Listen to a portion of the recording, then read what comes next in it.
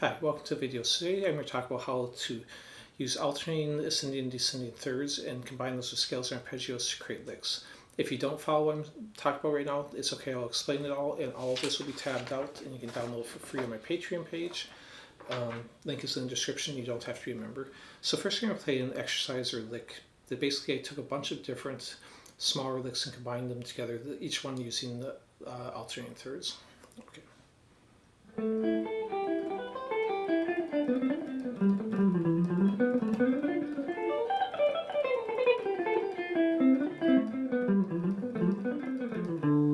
Okay, so that's the idea, and now let's go and talk about what I'm actually doing and what I mean by alternating thirds. So basically a third is just, if you take any note on the scale and play the first 1, 2, 3 and notes in a scale, and then play the first and third, that would be either a major or minor third if you're doing your standard diatonic scales. So I'm going to basically then go to either the adjacent third above or below the one I'm playing and do the opposite. So from ascending I'm going to descend, and from descending I'm going to ascend. So the four possibilities within, if I have like a 6-note group of the scale notes, if I start on the second note, I can ascend, followed by a descend. Then I can start on the third note of the 6-note grouping and ascend and descend. Then I can go down to a fourth note, descend, followed by ascend, and then the last one, another descend. So I labeled those as right here. Basically 4 different options of the ascending and descending.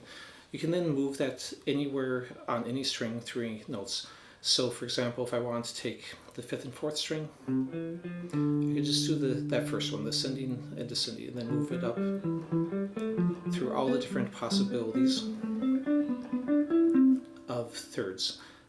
Now, this is if you're not that comfortable with thirds. If you already know them and can go anywhere in the neck and just play them, then you can go ahead and just jump right into doing that. And if you want to work them individually on sets of 2 strings, you can do that. And of course, you can start with any one of the 4 and then move that through the notes. Now, what we're going to do next to make it actually usable as a lick is take it and add scale notes. And the thing I play in the beginning, that exercise, like I will play that slow and break it down, but I just want to kind of first explain what's going on with it so you understand it better. So if I do that first idea as a scale lick, I can do this. And basically put in a descending scale run, which gets me changing directions within the scale run. Makes it a little more interesting, in my opinion, than if I just ran straight through a scale. But I'm still going to continue the same direction. Now, when you create your own ideas, you could, do whatever you want. You could reverse and come back and descend or ascend, whatever you want. But I'm going to show the ones I used in the licks. So the next one, if I start on the second one, I'm basically going to start, when I get to that third note, I'm going to do the thirds and then continue down the scale. Now we get to the next one, same thing. I'm going to, and then when I get to the fourth one, the descending, I'm going to go ahead and ascend and use that. If you look at the middle section of that part that I was playing, right in through here, and I labeled above them what the different ones are. So I put the 4 different alternating thirds and labeled where I was using them. So I used 11 total. So let me go ahead and run through this slow now. So I started off just doing like a power chord shape here, and then switching into minor arpeggio. Now at this point, I actually am doing this alternating third. It's not as obvious because I added a note in front of it to create an arpeggio with an E minor arpeggio going into it. Then I'm going to go into the scale run, and I've got that one there, and then you go right into this next one. Now, if you're having trouble with these alternating thirds, isolate them. Take just one of them and just work it back and forth. Most of the time when I'm playing these, I'm going to be sweeping because I can easily do this as 2 downstrokes followed by 2 ups. just get comfortable with that. I wrote the picking on the tab too, so if you're not sure.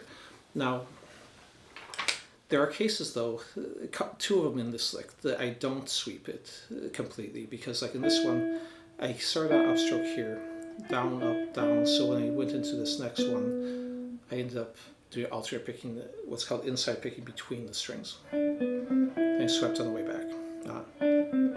But then I'm right back into sweeping here, then I shift forward. Now I can use either the third finger or the second finger. I actually went back and forth on this. This one moves you forward, but whichever is more comfortable with you. Then there's the next one. There's the next one. Then at the end of this, instead of continuing the scale run, I'm going right into a D minor arpeggio.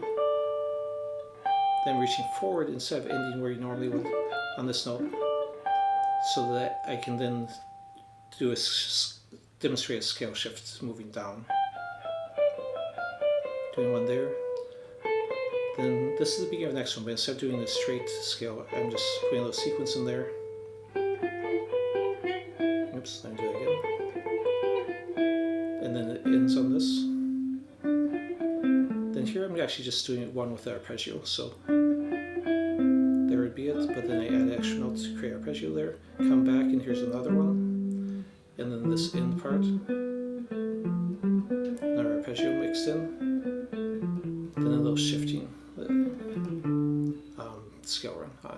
Now, if you don't feel comfortable with shifting scale runs, my last video I did actually was talk about moving in 8 directions and jumping, you know, with scales and licks in every direction. So I'll put a link up in the corner, and you can do that. If you want more stuff on thirds too, I also did a video on thirds. I also did one on intervals already. So I'll put links to those too.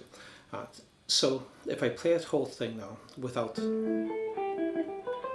interruptions, just still doing, you know, slower, without all the pausing. Okay, so that's that. So let me go and show you this. So the first 3 lines are the lick. The next line down here is the individual changes. Then I did each of the 4 ones combined with scale notes.